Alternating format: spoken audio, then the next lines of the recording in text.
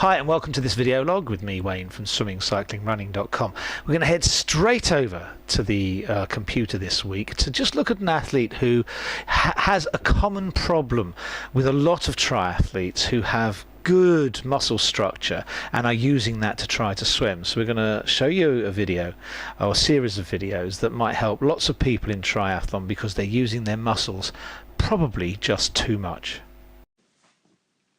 Okay, so here we're looking at Simon, and Simon is an athlete or triathlete who is concentrating on half Ironman, and he has his first Ironman later this year. And his swim is not going as well as he'd like, and he wants to just survive the swim. And to me, that's not good enough for Simon, because I think he's a bit better than that. He's obviously wasting energy in the swim. You want to find out where that is. So let's have a look. What we're trying to do from above is see where he's invoking his muscles. And if we look at it as he recovers, we can see that he's actually got these muscles fired, and all of these muscles fired to try and bring his hand forward. Let's look at that again. If you look at it, as you see, he starts invoking all these muscles as he goes through. And you can see everything's really taut. He's really working hard to bring that arm forward. What about the next arm? You can see already he's invoking the muscles in his forearm. And then you can see all the shoulder muscles are working really hard. And his traps are working hard too. That's just huge amounts of muscles that's being worked to bring his arm forward. Okay, so now let's just look at Simon coming back the other way, and you can see again that arm's being really rushed forward, and by the time he's got to here, he's invoking the forearm muscles, the upper arm muscles, and we're just about to get all of the back muscles thrown into force as well. And if you look, you can see something else is happening. Because he's using so much force to generate that arm moving forward, he's actually throwing his body over to the right.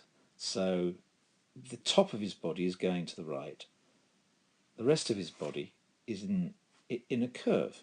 And we don't want curves in swimming. We actually want straight lines. Other arm, exactly the same. You can see all those muscles working as he throws it in.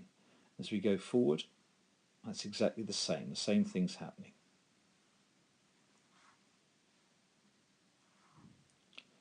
If we draw a line from his toes to his head, you'll see that everything else is in a curve. And that's something that simply by controlling his arm from his shoulder, instead of using all those muscles, if you control the arm primarily from the shoulder, he will actually start to straighten that out and things will get better. Another thing that often happens when the arm is thrown forward using all those muscles and a twist is that the elbow drops.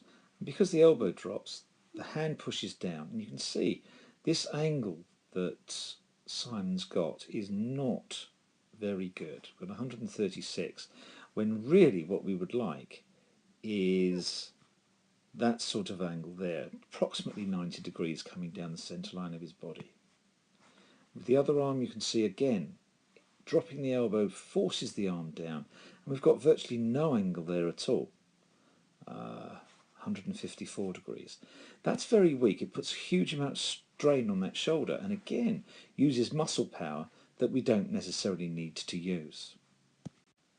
From the side, we can see that the downward pressure on that arm is huge, and then he drives back, and again you can see all those muscles really working hard, pushing down and then driving through. So we've got to get that angle of arm slightly more coming down the centre line of the body.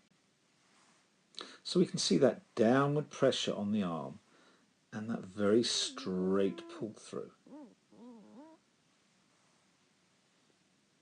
There's nothing fundamentally that bad, but because we've got all of this going on at the front end of the stroke, there's a bend in his back, so we're going up, and if you do that bend in the back, almost always the legs droop down at the back end, and you can see that happening here. So the legs are drooping down, and we're getting extra force generated against those legs as they come through. You can see right there the legs drooping slightly. So there's a minor change. Push the chest in, straighten the body out, and we probably would have cured that problem at the back end.